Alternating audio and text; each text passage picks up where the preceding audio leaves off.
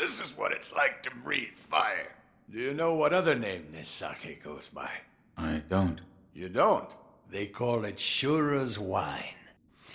I killed one once long ago. Shura. What is Shura, exactly? Those who go on killing will eventually become Shura. They don't even remember why. Simply enraptured. They kill solely for the joy it brings them.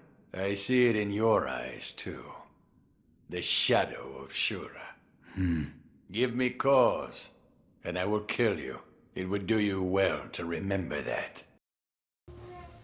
FromSoftware's Sekiro Shadows Die Twice and Sucker Punch's Ghost of Tsushima, created by a Japanese and American studio respectively, are similar video games in the same way that Mission Impossible, Rogue Nation, and Spectre were the same kind of movie.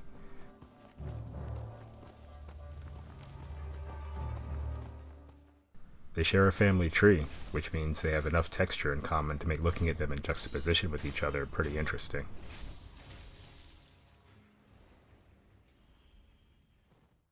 Come and fight! Ghost of Tsushima is set during the 13th century, and its protagonist Jin Sakai is the head of a samurai clan that has fallen on hard times. The Mongol Empire invades his family's lands, taking complete control of the island of Tsushima. Sakai, his uncle, and an unlikely gang of allies band together in order to take back their lands. Ghost of Tsushima depicts a samurai clan on the cusp of being reborn into a beautiful world full of untold potential. Sekiro takes place much later, during the Sengoku period. Rather than a rebirth, Sekiro depicts a decline. The Ashina people lost control of their lands in the past and have been subjugated for quite some time. Eventually, they clawed their way back and took control of their lands again, but by then it was too late. The Warring States period had turned the land of Ashina into a slaughterhouse, filled with nothing but death, and those who would forsake their values in order to achieve victory.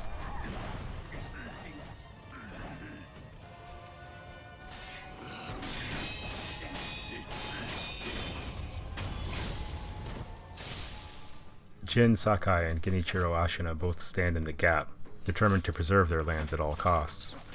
Sakai indulges in assassinations and befriends thieves to get his results, much to the disappointment of his samurai uncle. A similar disappointment to his grandfather, Genichiro Ashina pursues dark arts, allies with the corrupt, and seeks immortality in order to gain the power to restore his lands. Would you not answer to a different lord?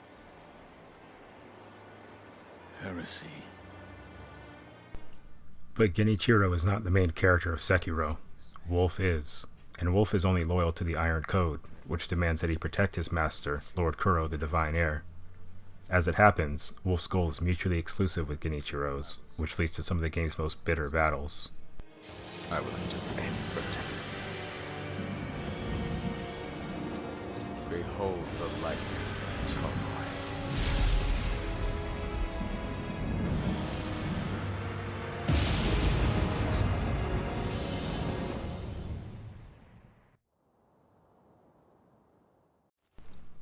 If Sekiro were Ghost of Tsushima, Wolf would be the villain, most likely, rather than the hero.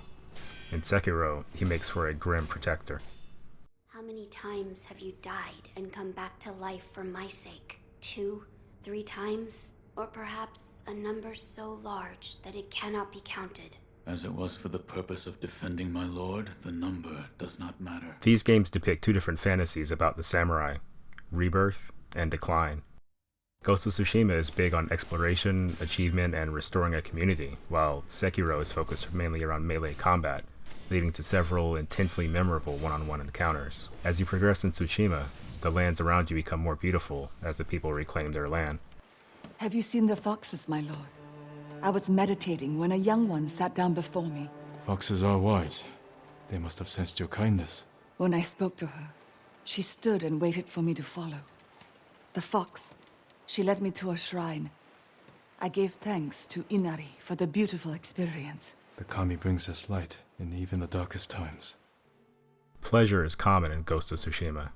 Even though it's a very dramatic game, the visuals and story both emphasize that Tsushima is a beautiful island populated by a beleaguered but industrious and kind people.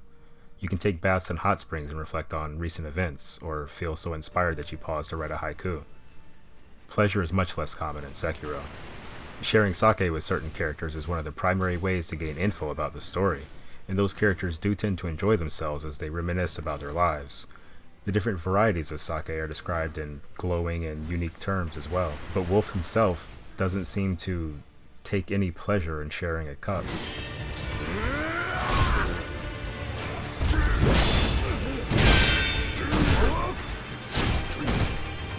Almost everyone in Sekiro, Wolf included, is focused on their duty or their selfish desires at the expense of everything else. As Sekiro progresses, Wolf only ever becomes a more efficient killing machine. There are two subtle touches in both games that perfectly encapsulate what they're about to me.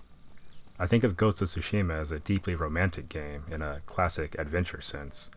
It has an idealized depiction of the samurai, kind of like a samurai version of propaganda, I guess, and life in that time period in Japan.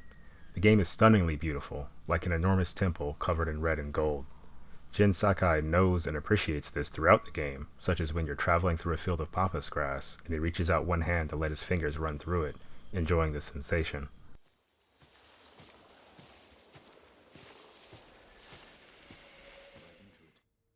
Sekiro, on the other hand, is a deeply passionate game to me.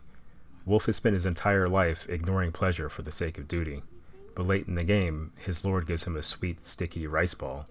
When Wolf bites into it, he's surprised at how good it tastes. He describes it as delicious, one of the few times Wolf seems to be enjoying himself during the game. Lord Kuro is pleased by his response, and shares a story about how he'd like to open a tea house someday. Very good. He's prevented from fulfilling his dream because as the divine heir, he is responsible for more than just himself. Similarly, Wolf is his protector and must remain focused on his lord.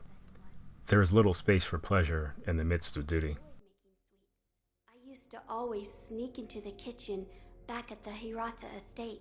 Maybe one day I'll open up a tea house, if I ever have the time.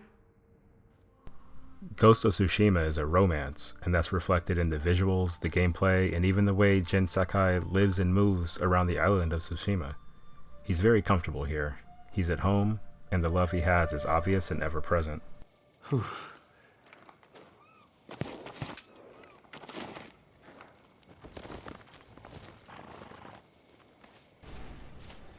Sekiro is more of a passion play. You visit incredible locales, you fight a diverse group of enemies, and the game is truly beautiful with exquisite animation and exciting combat. But the game is fundamentally about Wolf suffering while serving his lord. He's here to kill, be killed, and to rise again.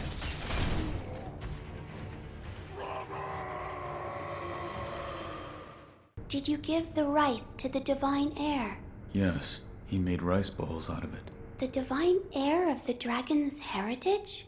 He made them himself. Yes, and he was enthusiastic, and I had one. It was very good. That's good to hear.